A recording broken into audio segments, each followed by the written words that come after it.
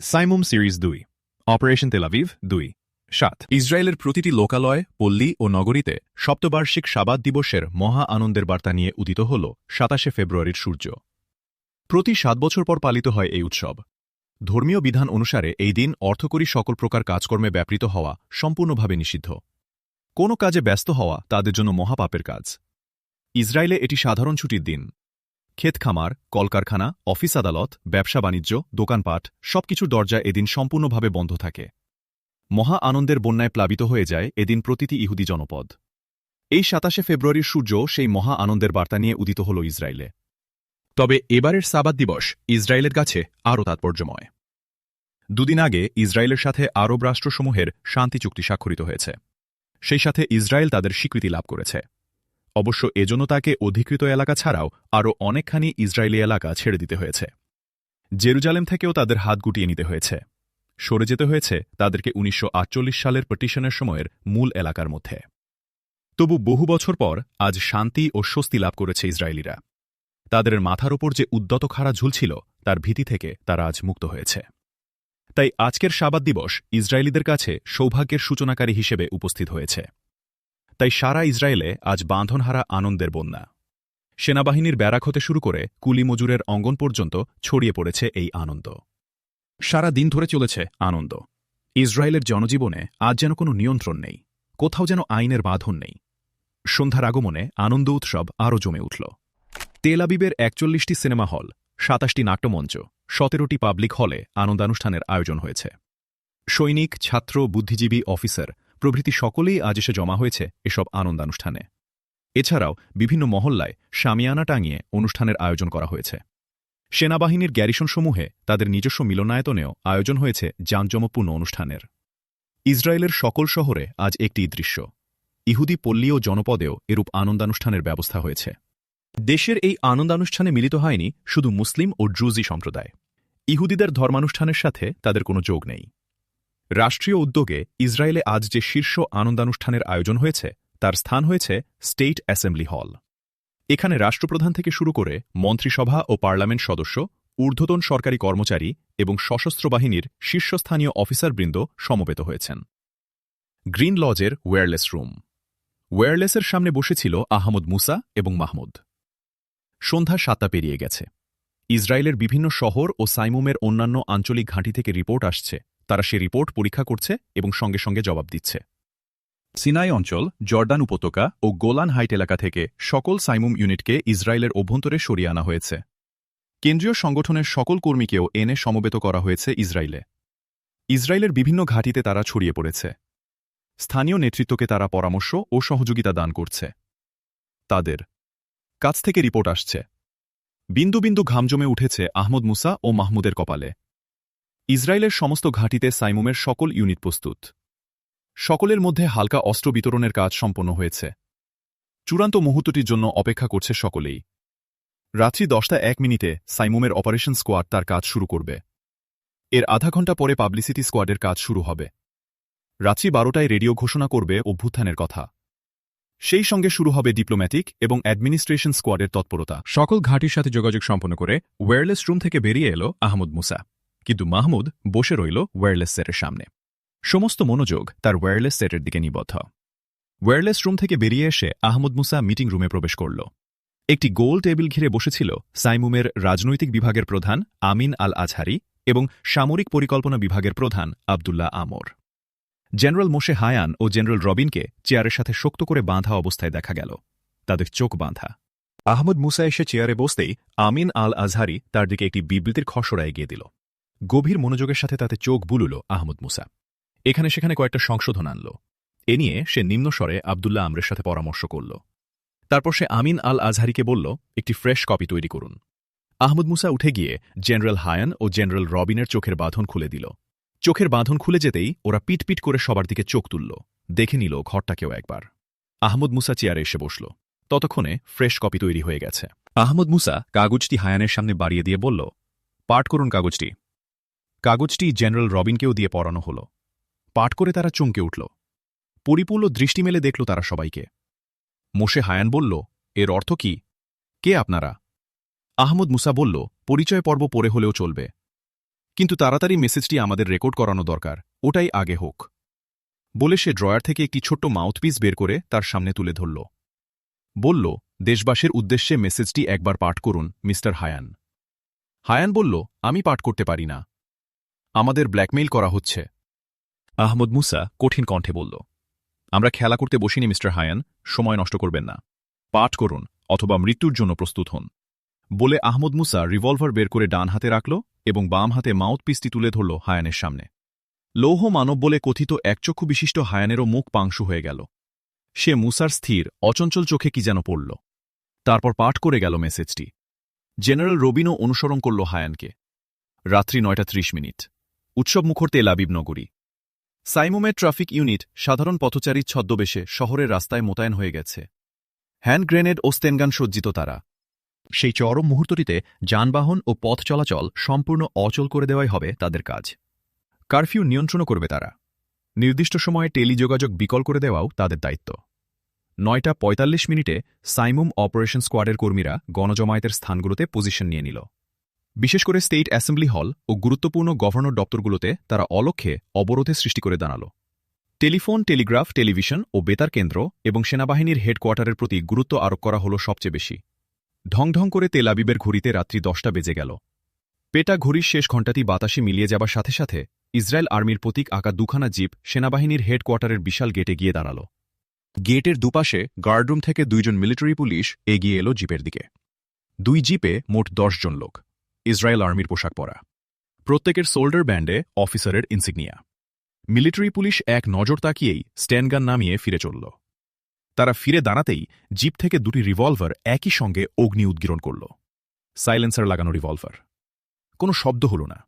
লোক দুটিও নিঃশব্দে লুটিয়ে পড়ল গেটের গোড়ায়। জিপ 2টি তীরবেগে ঢুকে গেল ভিতরে। ঢুকে একটি সোজা রাস্তা ধরে চলে গেল জেনারেলের অফিসের দিকে। আর একটি চলে গেল ইসরায়েল আর্মির আর্সেনাল ফিল্ডের দিকে। জেনারেলের অফিসমুখী জিপের নেতৃত্ব দিচ্ছিল মাহমুদ স্বয়ং।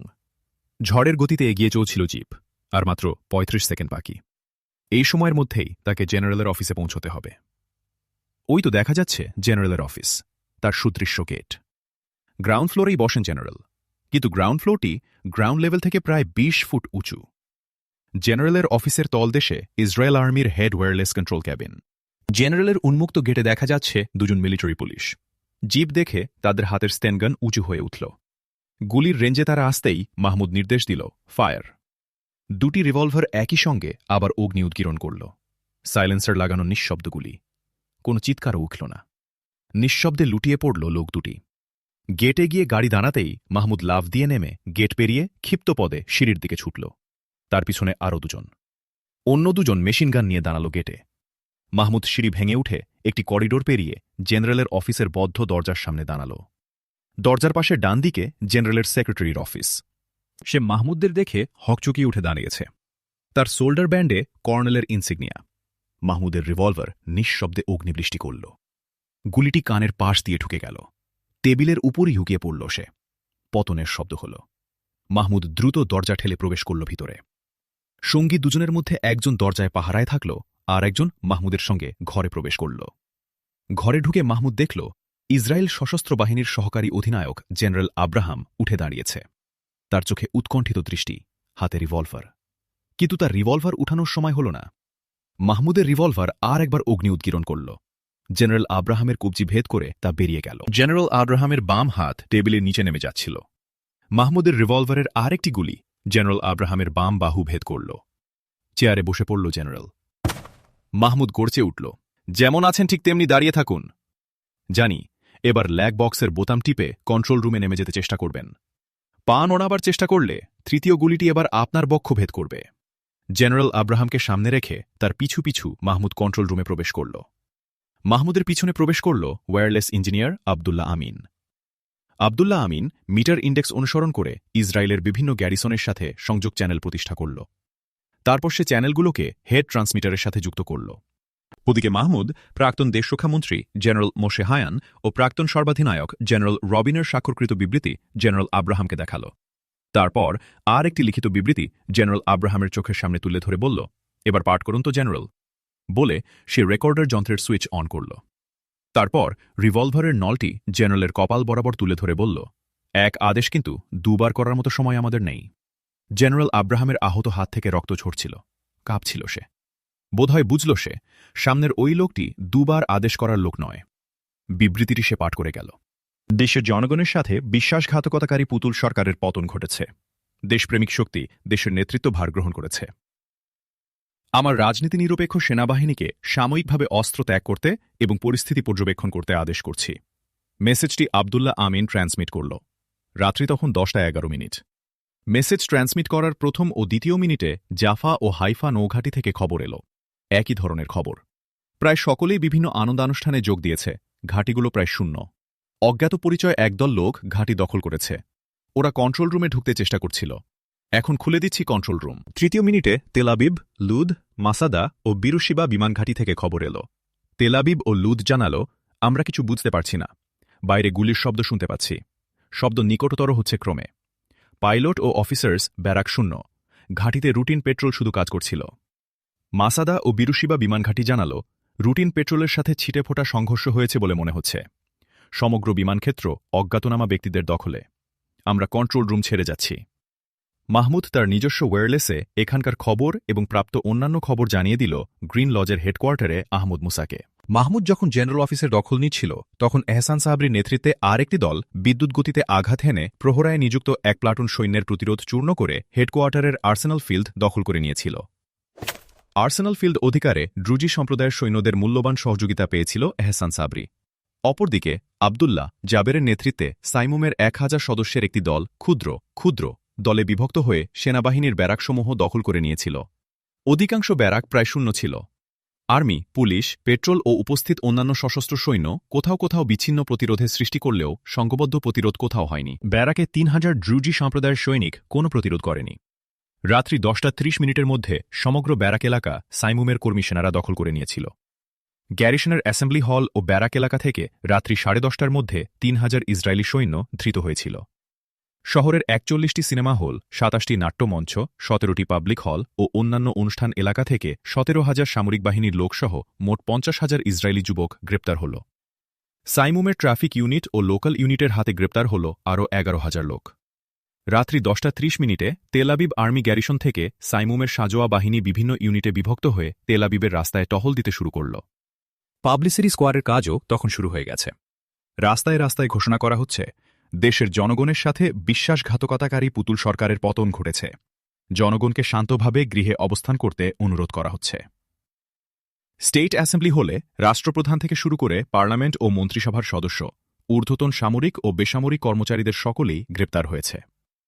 তেলাবিবের পেটা ঘড়িগুলোতে আর রাত্রি 12টা বাজার ঘণ্টাধ্বনি শোনা গেল না। রাত্রি 12টা বাজার আগেই গোটা তেলাবিব সাইমুমের হাতের মুঠোয় এসে গেল। সাইমুমের 10,000 কর্মী সেনা ভারী অস্ত্রে সজ্জিত হয়ে তেলাবিবে টহল দিয়ে ফিরছে। রাত্রি 11:50 আহমদ মুসা কপালের ঘাম মুছতে মুছতে গ্রিন লজের ওয়্যারলেস রুম থেকে বেরিয়ে এলো। ওয়্যারলেস রুম থেকে বেরিয়ে সে প্রবেশ করল মিটিং রুমে। ওখানে বসেছিল সাইমুমের উপদেষ্টা পরিষদ। আহমদ মুসা তাদের সামনে সানন্দে ঘোষণা করল, ভ্রাতৃবৃন্দ, আল্লাহর হাজার শকর, ফিলিস্তিনের প্রতিটি শহর ও গুরুত্বপূর্ণ স্থানগুলোতে সাইমুম তার অধিকার প্রতিষ্ঠা করেছে। সকল আর্মি গ্যারিসন, হাইফা ও জাফা নৌঘাটির কামানশ্রেণী এখন আমাদের দখলে। সাবমেরিন ও যুদ্ধজাহাজগুলোকে এখন নিয়ন্ত্রণ করছে সাইমুমের নৌ ইউনিট। দাঁড়িয়ে কথা বলছিল আহমদ মুসা। বাইরে স্টার্ট নিয়ে দাঁড়িয়েছিল গাড়ি। আহমদ মুসা, আমিন আল আজহারি ও সাইমুমের ডিপ্লোম্যাটিক করপসের প্রধান সোহায়েল আবদুল্লাহ গাড়িতে আরোহণ করলে বেতার কেন্দ্র অভিমুখে তা যাত্রা শুরু করল। রাত্রি 12:01 ইসরায়েল রেডিও থেকে ঘোষকের গম্ভীর কণ্ঠ ধ্বনিত হল, অন্যায়, অবিচার আর জুলুমের প্রতীক ইসরায়েল সরকারের পতন ঘটেছে। দানিয়েল অ্যারনের নেতৃত্বে নতুন জাতীয় সরকার দেশের শাসনভার গ্রহণ করেছে।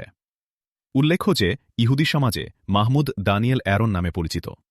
এই ঘোষণার পরই জেনারেল হায়ান ও জেনারেল রবিনের বিবৃতি প্রচার করা হল। বিবৃতিতে বলা হল, দেশের প্রকৃত মালিক জনসাধারণের সাথে বিশ্বাসঘাতকতাকারী সরকারকে উৎখাত করে এ দেশের যে নতুন সরকার, নতুন প্রশাসন ও নতুন ব্যবস্থার জন্ম হল, তার সাথে দেশের সশস্ত্র বাহিনী, দেশের জনসাধারণ এবং বিদেশে আমাদের শুভানুধ্যায়ী সকলের একাত্মতা রয়েছে। এই পরিবর্তন এই দেশ ও এই অঞ্চলের মানুষের জীবনে নিয়ে আসবে স্থায়ী শান্তি। বিবৃতি প্রচারের পর দানিয়েল অ্যারন সরকারের পক্ষ থেকে কতিপয় নির্দেশ ও ঘোষণা প্রচার করা হল। 1. পরবর্তী আদেশ না দেওয়া পর্যন্ত সান্ধ্য আইন বলবৎ থাকবে।